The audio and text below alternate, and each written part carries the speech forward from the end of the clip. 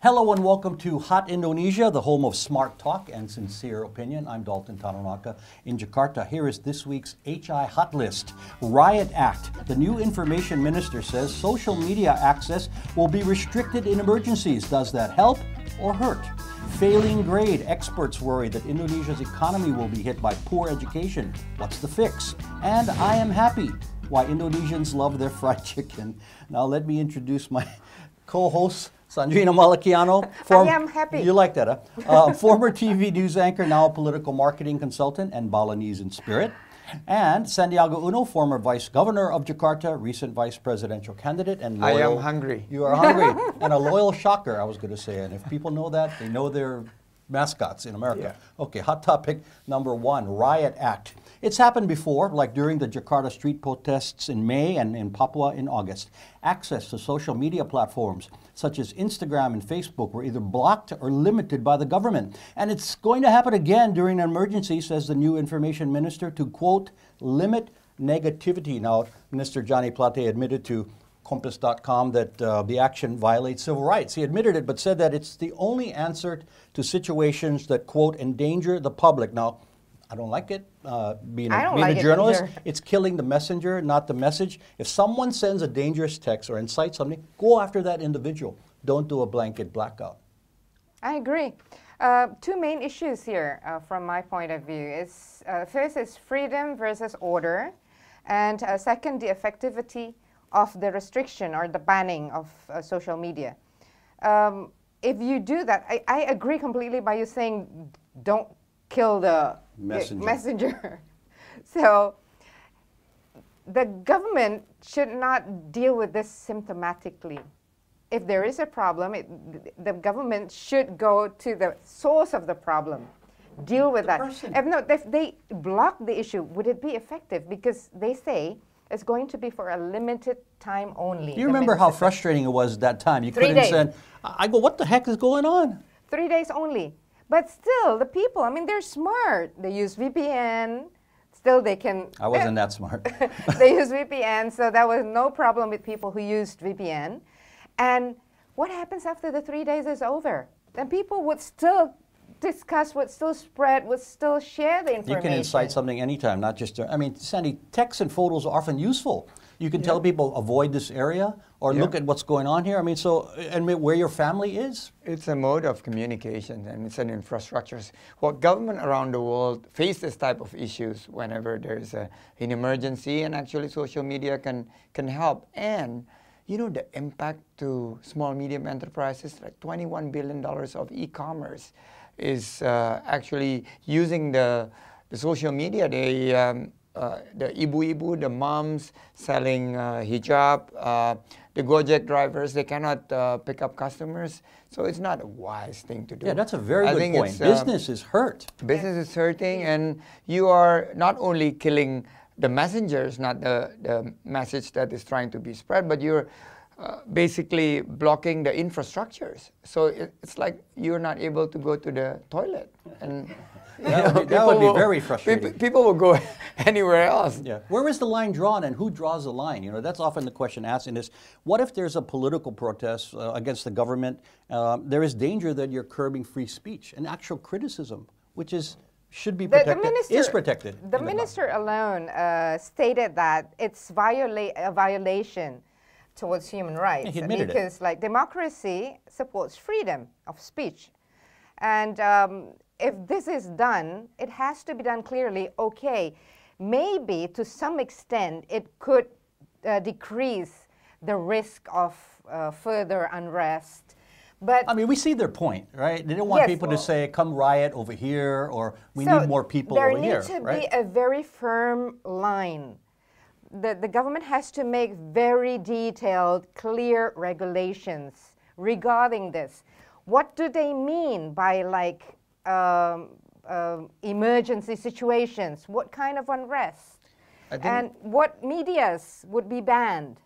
Yeah, they didn't say which one. They didn't say even WhatsApp, which is content, and for how long? So.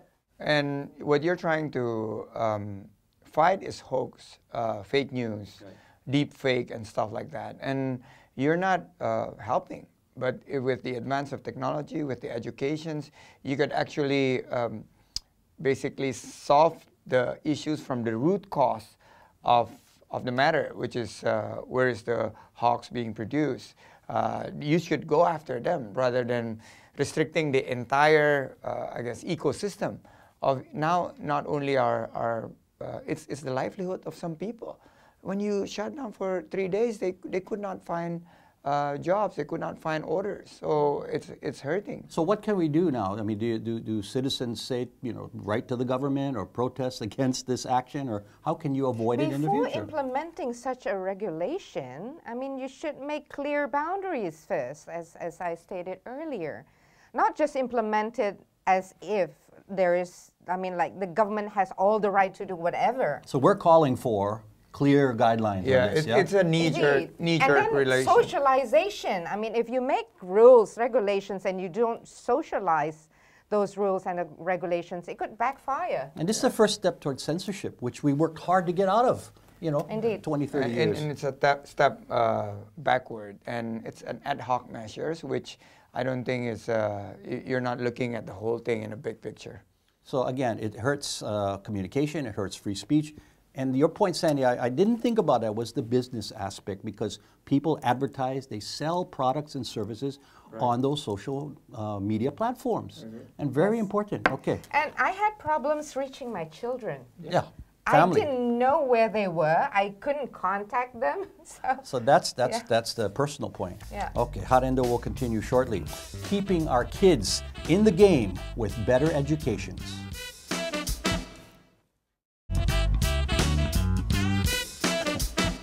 You're watching Hot Indonesia with Sandrina, Sandy, and me. Here's hot topic number 2, failing grade.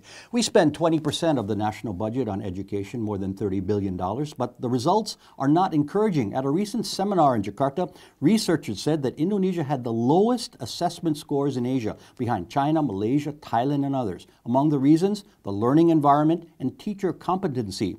Unless we catch up, that translates into investors going elsewhere for an educated and skilled workforce. The new education minister has an enormous task ahead. Where do we start? Nadiem Makarim. Nadim. Yeah, Nadim. The problem is not with the human resources capital we have. We have like boundless, limitless potentials. Numbers-wise, but quality is what we're talking about. Indeed, but actually the seeds are amazing. The problem is in the system. It's outdated. It's the pre-internet era. And we call it Jurassic era. and of course now with Nadiem being appointed Nadiem Makarim, the former Gojek CEO, is now the new education and culture minister. Yep. He's young, he's innovative, he's creative. High hopes are put on his shoulders. People are really hoping, expecting that he will make a breakthrough with maybe some edtech, education technologies, systems or something. Get some tycoon to donate computers to every school, things like they do in other countries. But the question is whether it's going to happen like Gojek made a huge change in terms of empowering all the people who used to be like conventional drivers and regular taxis, but into Gojek riders. It wasn't overnight. It took him a long time. A long time, and now over 5 years. he has recruited. I mean, the number is no more than 2 million workers now, and also the micro, small, medium enterprises joined there with the Gojek system. He has increased the welfare of so many people. Will he be able to increase the welfare of the teachers? What is your answer to that? I don't know. I hope so. Because not that simple though. Yeah. And because the key of the matters is no longer access, but quality. And then you see the biggest budget of the country, 20% goes into educations. And you have not seen quality results from this gigantic proportion of your budget going into education. Of course, not all of it goes to education. 42% of Indonesian students failing to reach minimum standards. So it is something to be fixed. And we have a rock star CEO there, but it doesn't guarantee. I think it has to put every single elements, all stakeholders to look at it and find out what is really the cause of the issues. Maybe shift some of the allocations of the budget rather than doing all this ujian nasional, which is very expensive. The Rather than $5 nationwide million for glue, is that what? okay, that's another topic. Okay. But Throw that in there. you focus on increasing the quality of the teachers and focusing on the educations that is world class, because we are a fast rising middle income should be able to afford. But if it was a politician who was named education minister, nothing would have gotten changed at all. So at least He's a businessman. It's a start. But there is another problem here.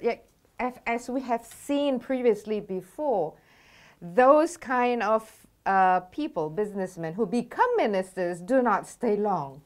Are we talking about the fisheries Or- ministry? Yeah, like Bu Susi Like and yours like Pak truly. Dahlan, You get frustrated. Well, yeah. Pak Dahlan Iskan, Yeah. or Rahmat Gobel. Well, some of the entrepreneurs go good into point. bureaucracy and they become one of the bureaucrats. You hope they don't change They that don't way. change, They try and- to change the people, but they get frustrated, Yeah. right?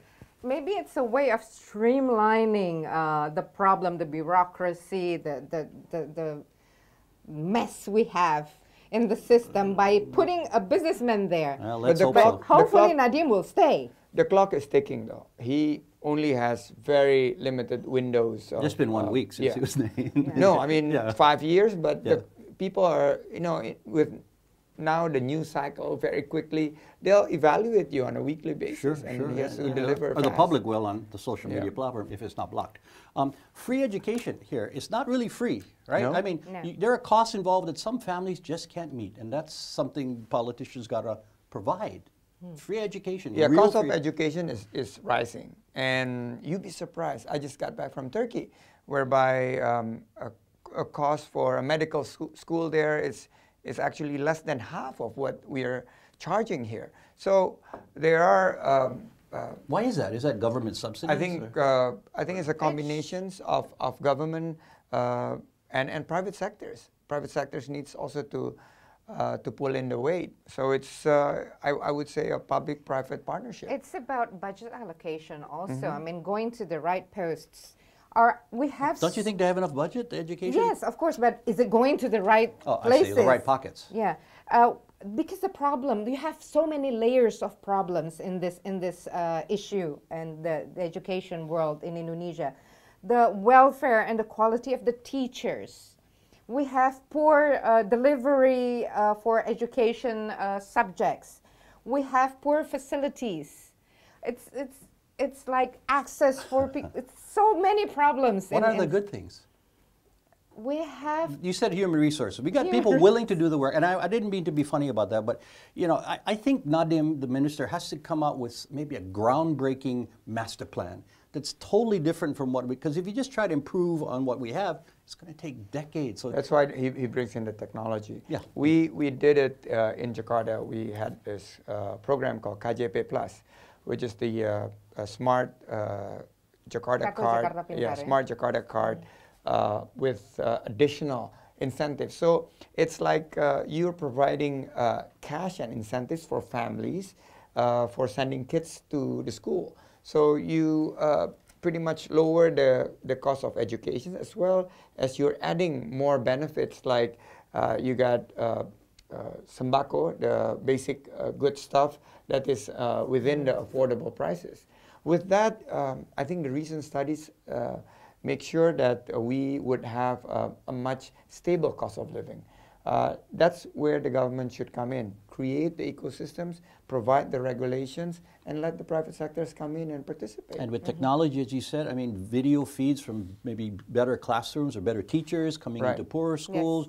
We got to make use of that. Yeah, and also make the gap smaller between technology and the teachers and the people in Teacher training, you gotta- remote areas. Because like if you make such a breakthrough and it doesn't link to those kind of people in remote areas, from unfortunate families, less fortunate families, poor families, and teachers with less than proper qualities. That's still going to be a problem. It's not going to be usable. And Sandy, as a businessman, you know, if I'm a long-term investor and I'm looking 10, 20 years ahead, I want to be sure I'm going to have qualified workers in the workforce next. And looking at it now, you worry. Yeah. We worry, and we see the competitiveness of our labor force is slipping. And if we're not investing in the human capital, we would be losing against our regional rivals. And they would say that I would put my factory in Vietnam or in Cambodia because we would have a more reliable and competitive and productive workforce. It's not just the cost then, it's the skill of the laborers. And right? the removing the uncertainty. Yeah. They have to change the curriculum. Really. It's like more useless things. Is it? I mean, you have young kids still, and you have young kids still going to school. If you go to name one silly subject. We need STEAM, science, technology, engineering, art, art, that's a good. Yeah. and math. Okay. I think so focus on that. they've been given, they give the students so many subjects, Okay. but none relate to their future Yeah, directly. they'll never. I don't remember a lot of, so I guess there are a lot of silly subjects. Okay, more Hot Indo is ahead. Why the Colonel beats Ronald McDonald every day.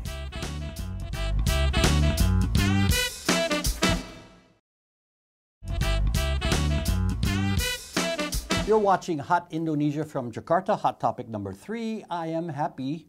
Indonesians love fried chicken more than any other fast food. A Roy Morgan survey found that 40% of all Jakarta residents visit a KFC store over a 6-month period, while only 18% hit a McDonald's. And at McDonald's, more chicken is sold than burgers. Think about that. That's like saying more Coke is sold at an A&W than root beer.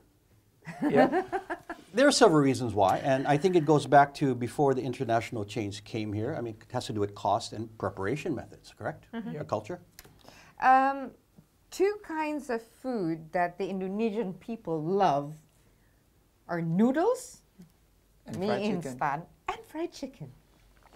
Why fried chicken? Because it's affordable. And like a lot of people eat poultry better, even though this is considered junk food because it's high in cholesterol, but it tastes good. So from people from all ages, all kinds of backgrounds, eat fried chicken. And if what you just stated in the beginning are those huge brands.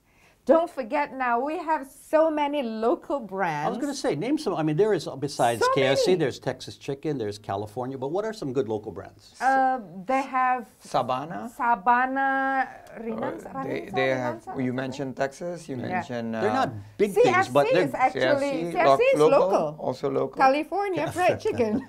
It's smart, local. smart branding. Yeah. Yeah, but like now, it's very accessible for the people to Yep. buy fried chicken, and it's even also quite cheap to have your own franchise, your own small booth. Okay. On the With- roadside, yeah. Yeah, with say less than 15 million, you can have your own store I thought. from Well, these local franchises. no, I tell people they also fried things because there was no refrigeration, and you had to really fry things that kill whatever. that was Indonesia in there. likes anything crispy. It's very tasty. We call it kriuk kriuk. Sort of like it melts in your mouth, but it's crispy. And don't forget, fun fact, Javan red jungle fowl, one of the ancestor of the modern chicken, comes from Java. So it Was has that a the history. name of a chicken? Yeah, It's it's like called Java man Javan came from red Java. jungle fowl. Once So again, excuse me, repeat it once again. Javan red jungle fowl. So it's basically all these known ancestors of modern chicken come from Java. So we're used to chicken from the old days. And look at it from a business point of view. Okay. Because I have an entrepreneurial mind. Yeah. It has the best output out of a feed. 2 kilograms of feed, 1 kilograms of meat coming from chicken instead of 6 for cow Beef, and yeah, for beef. So largely the so cost. it's and, yeah. cost. It's cheap. It's cheap, easy It's to make. profitable. It's very profitable. Yeah, And beef is more expensive. That's Yeah. one, Yeah. one thing. What I don't get is kampung chicken, which translates into what? Oh, Country it's chicken. the- I it's like just it's had kampung skinny. chicken. It's not. There's no meat to it. I don't get there's it. no meat, But but it's tastier. Okay. And it's healthier. I guess it's American sense They- that we they- want like oversized me, It's upsize kind of, me. it's organic. Kampung chicken usually it's It's not- healthy. It's healthier. One Although- bite and it's gone. although But it's although tastier, and they don't use hormones, and they don't use hormones, but have they less fry it fat. again. They have less fat. Yeah, there's no meat either. Anyway, last thing. What other fast food could possibly compete with fried chicken in the future, do you think, here? Fish, because there's plenty of fish here.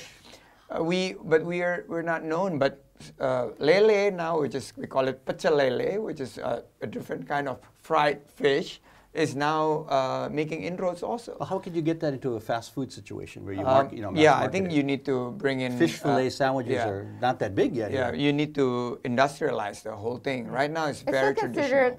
considered a foreign menu, fish Fish. and chips. Yeah. Yeah. We change it to rice. Adapt Anything it. with rice, Let's think fish about and it, rice. yeah.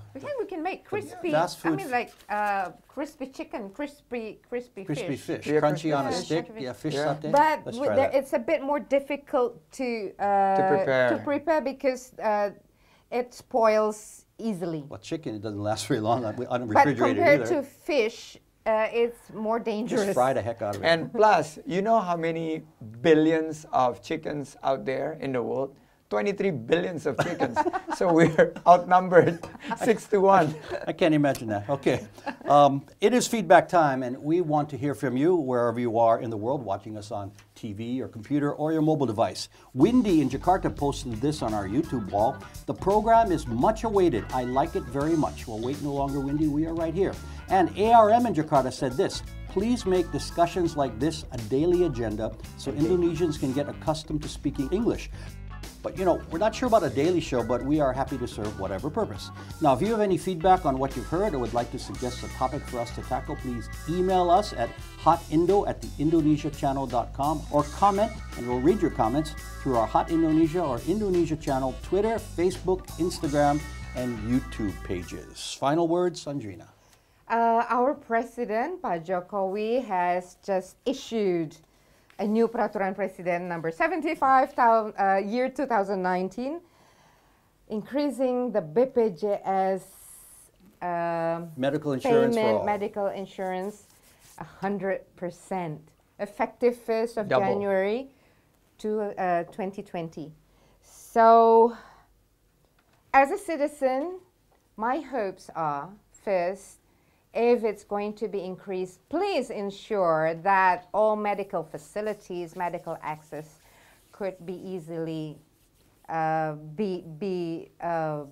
given to all the citizens, the entire nation.